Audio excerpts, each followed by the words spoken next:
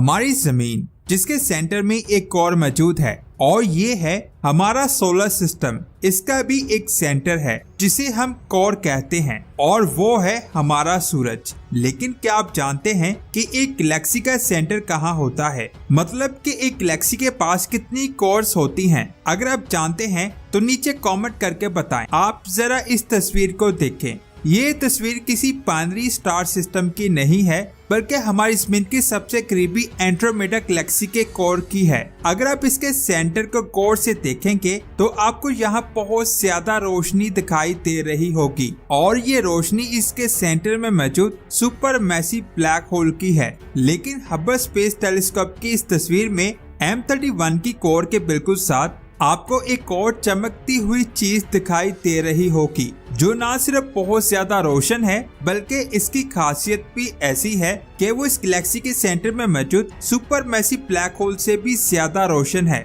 इन दोनों खसूसियत की वजह से ये चीज एक एक्टिव कोर के बराबर होने का दर्जा देती है। लेकिन अगर किसी गैलेक्सी की सिर्फ एक ही कोर हो सकती है या उसके सेंटर में सिर्फ एक ही ब्लैक होल हो सकता है तो क्या हम फिर ये कह सकते हैं कि एंड्रोमेडा ऐसी पहली गैलेक्सी बन चुकी है जिसके सेंटर में 2 कोर मौजूद हैं? अगर यही एक ऐसी चीज होती जो साइंसदान को इतना ज्यादा परेशान कर रही है तो हो सकता है कि साइंसदान इसके बारे में बहुत जल्द जान लेते। लेकिन इससे भी बड़ी चीज जो इस वक्त हर किसी को परेशान कर रही है वो ये रेड कलर के बादल हैं जो देखने में एक आम सा नेबुला लग रहा है लेकिन ये नेबुला आपके होश उड़ा देगा। आखिर कैसे? तो आज की इस वीडियो में हम इसे डिटेल से जानेंगे। एंड्रोमेडा गैलेक्सी हमारी गैलेक्सी से इस हद तक मिलती जुलती है कि इसे सिस्टर गैलेक्सी भी कहा जाता है। लेकिन इसमें कुछ ऐसी चीजें हैं जिसकी वजह से ये गैलेक्सी हमारी गैलेक्सी से बहुत ज्यादा मुख्तलिफ लगती है।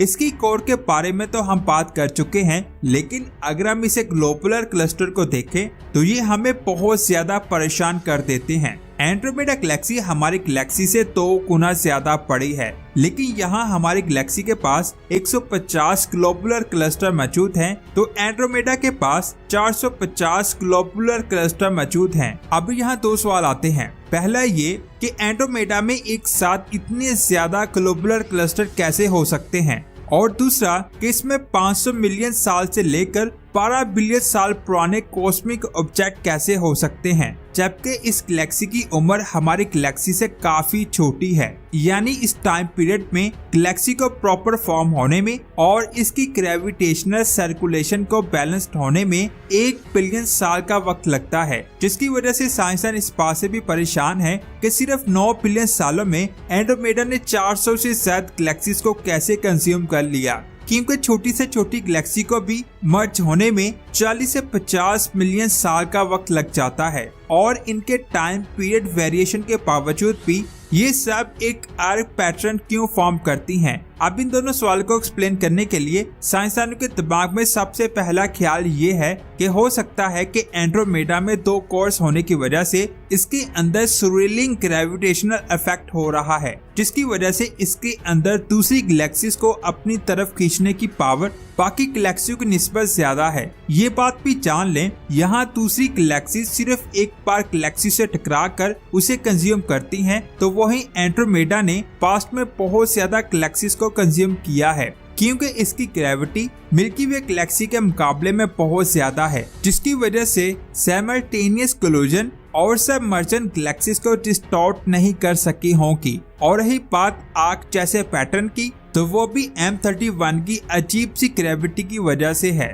और इसके चांसेस भी बहुत ज्यादा हैं। आपने एंड्रोमेडा की हजारों तस्वीरों को देखा होगा लेकिन इनमें आपको कोई फर्क नजर नहीं आया होगा। लेकिन जनवरी 2023 में पब्लिश की गई एक स्टडी में इन तमाम साइंसदानों ने वो कर दिखाया जो कोई भी कर ना सका। असल में एंड्रोमेडा के बैकग्राउंड में और इसके आसपास बहुत ज्यादा नेबुलास को साइंसदान डिस्कवर कर चुके हैं लेकिन इस ग्रुप ने एक ऐसी आर्क डिस्कवरी की जो किसी भी वेवलेंथ में नहीं दिखाई देती। इस तस्वीर में एंड्रोमेडा के पीछे आपको बहुत ज्यादा रेड इंटरस्टेलर गैस दिखाई दे रही होगी, लेकिन इस गैस के दरमियान आप ग्रीन कलर के इस आर्क को देख रहे होंगे। इस तस्वीर में मौजूद सारा रेड मैटर हाइड्रोजन का बना हुआ है, तो वो यही greenish blue arc Babli ionised oxygen से बना हुआ है। इसकी सबसे खास बात ये है कि ये मुकम्मल तौर पर इनविजिबल है, ना तो ये विजिबल लाइट में एमिट करती है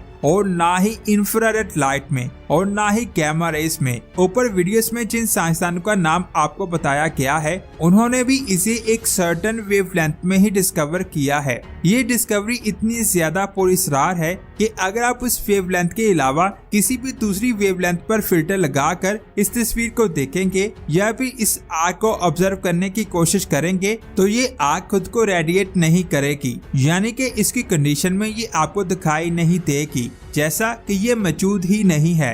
यही वजह है कि कई सालों से एंड्रोमेडा की लाखों तस्वीरों को खींचने के बावजूद साइंसदानों ने कभी इसे डिटेक्ट नहीं किया। सिर्फ इतना ही नहीं, ये आग जिस ऑक्सीजन से बनी है वो आयनाइज्ड ऑक्सीजन भी बहुत ज्यादा खास मानी जा रही है, क्योंकि ऐसा ऑक्सीजन कंपाउंड कभी किसी ने देखा नहीं है। ऐसी सिचुएशन में सबसे पहला सवाल ये है कि आखिर ये ऑर्गेनेट कहाँ से हुई। तो ये बात आप जान लें कि इसका जवाब अभी तक किसी के पास नहीं है और ना ही फ्यूचर में कोई दे सकता है, क्योंकि हमारी मौजूदा स्टडीज के मुताबिक इसे एक नेबुला करार दिया जा रहा है, जिसकी वजह से इसकी स्टडी एक नेबुला समझकर ही की जा रही है। यहाँ पर एक सवाल आता है, आखिर नेबुला बनते कैसे हैं? तो ये बात आप जान लें कि ये नेबुला किसी स्टार में बहुत बड़े धमाके की वजह से बनते हैं, लेकिन एक सुपरनोवा एक्सप्लोजन से हाइड्रोजन और हीलियम की मकदार बहुत ज्यादा निकलती है और फिर इतनी ज्यादा मकदार में अचानक ऑक्सीजन कहां से आ गई। अब दूसरी बात यह है कि मिल्की वे के आसपास अभी तक ऐसा कोई भी सुपरनोवा रिकॉर्ड नहीं किया गया जो इतनी ज्यादा मकदार में ऑक्सीजन को स्पेस में खारिज कर चुका हो, जिसकी वजह से ये स्टडी न सिर्फ सुपरनोवा के कंसेप्ट को क्लियर कर सकती है बल्कि किसी ऐसी कंपाउंड की डिस्कवरी की वजह भी बन सकती है जिसे हमारे फ्यूचर टेक्नोलॉजी को पोस्ट मिल सके। अब जरा खुद सोचें कि अगर हम ऑक्सीजन के किसी ऐसी वेरिएंट को डिस्कवर कर लें जो बहुत ज्यादा विजिबल रहता है, तो इसकी वजह से हम जमीन पर ऐसे बहुत ज्यादा आलात बना सकते हैं जो अभी तक सिर्फ साइंस फिक्शन का हिस्सा है। और रही बात इसके ऑर्गेनाइजेशन की, तो एक थ्योरी ये भी सामने आती है कि ये आग एंड्रोमेडा के बियॉन्ड नहीं है बल्कि मिल्की वे गैलेक्सी और एंड्रोमेडा के दरमियान में मौजूद है, जो अभी हाल ही में बना है। अगर आप स्पेस वर्ल्ड की तमाम वीडियोस देखते हैं तो आप ये जानते होंगे कि एंड्रोमेडा और मिल्की वे गैलेक्सी के दरमियान धमाका शुरू हो चुका है